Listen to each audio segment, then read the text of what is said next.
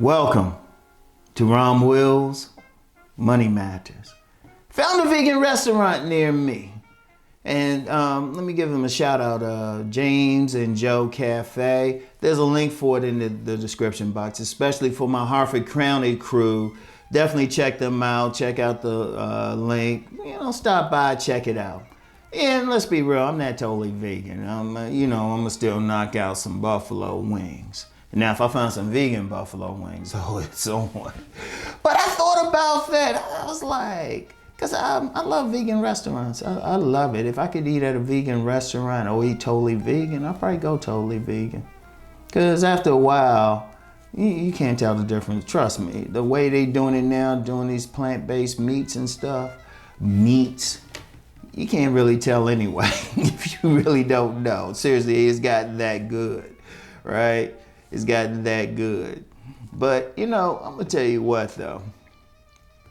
Why is this important? Why am I talking about it? Well, you know how I always talk about, like, demographics. I always talk about demographics. Pay attention to the demographics. I talk about subcultures. You have a very growing vegan subculture. In fact, there's some vegan stores and stuff that vegan restaurants, they really growing. Wait, let me look up one right quick.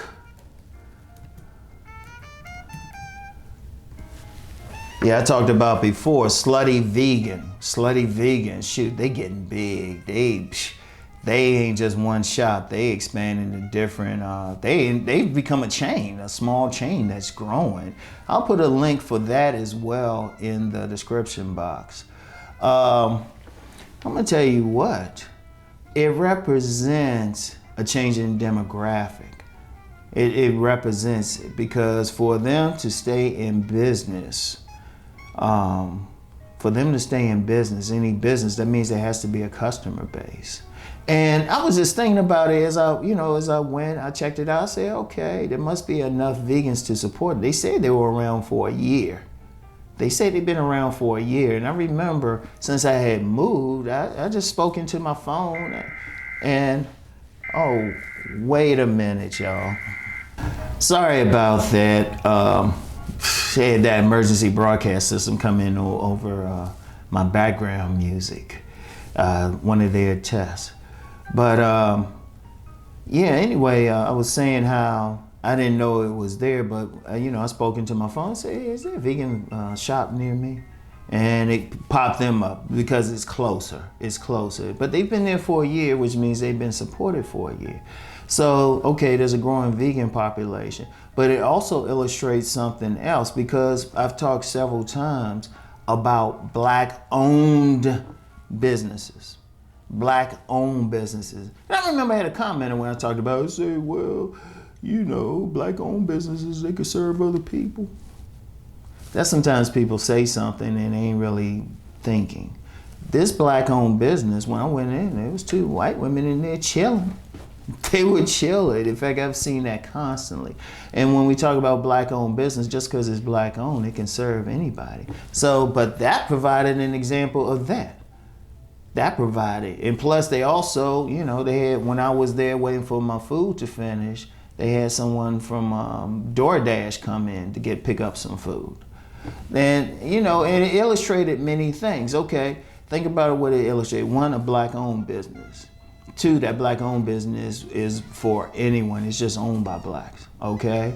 The whole demographics, a certain demographic group, it catered to it. Because right now, even though veganism and vegans are becoming more popular, it hasn't reached like a major part of the population. It hasn't, they say in the United States, the vegan population is 6%. And out of that, 8% of African Americans are vegan or practicing and starting to eat vegan more. So, that's a very key thing to understand.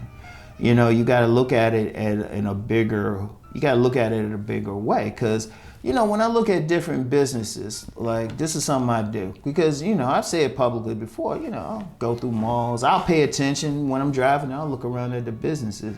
Any business in an area tells you about the people in that area. Because one thing about a really good business, especially I was talking yesterday about a brick and mortar business, you know, what type of brick and mortar businesses are around says a lot. Like one thing that's big in my area, like stores, we got like 3 stores.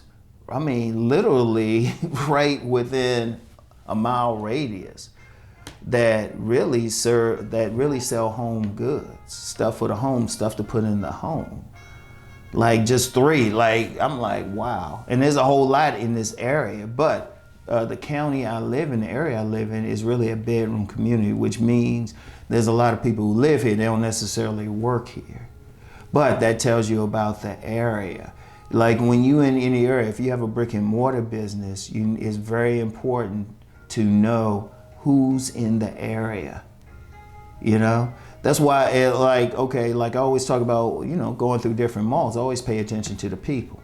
So I said, okay, could I have it here? Because I remember when I first moved to this area, first time I actually went to a local mall, I was like looking at the people saying, could I get a book stand here?